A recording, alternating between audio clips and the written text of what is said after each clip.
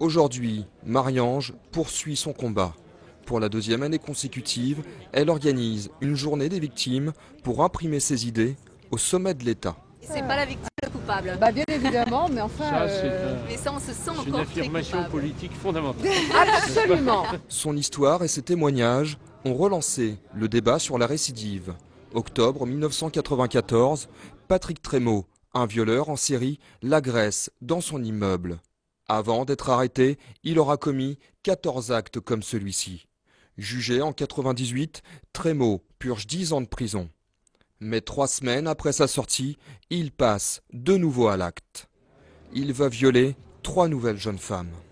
Lutter contre la récidive, c'est surtout, je pense, prendre en considération les auteurs quand ils sont en prison, c'est-à-dire savoir les évaluer. Les évaluer quand ils arrivent, les évaluer en milieu de peine et les évaluer en fin de peine. Si cette évaluation est bien faite avec des experts spécialisés et formés, eh bien à la fin, lorsqu'ils veulent sortir, on saura si on les laisse sortir parce qu'ils ne sont plus dangereux, si on leur met un bracelet électronique parce qu'il y a encore une forme de dangerosité, ou alors s'ils restent vraiment dangereux, à ce moment-là, il faut les mettre dans des centres de rétention pour protéger la société.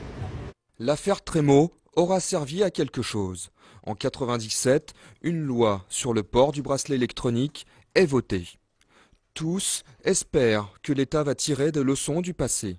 Ils voudraient plus de contrôle et une meilleure reconnaissance du statut des victimes.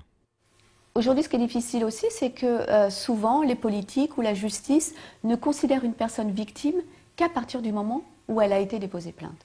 Et ça, c'est complètement faux parce qu'on sait, par exemple, les femmes victimes de violences conjugales, elles sont victimes pendant des années avant d'avoir la possibilité et la force d'aller déposer plainte. Donc aujourd'hui, il faut considérer la victime, non pas uniquement quand elle rentre dans le système, mais bien en amont, quand elle est victime et qu'elle ne parle pas et qu'elle se tait. La jeune femme a écrit un livre et réalise des documentaires. Désormais, avec son association, Marie-Ange veut faire bouger les lignes. Elle propose la création d'un haut commissariat aux victimes. Objectif, coordonner les actions des ministères, des collectivités territoriales et soutenir les associations. Une idée qu'elle aimerait voir se concrétiser en cette période de campagne électorale.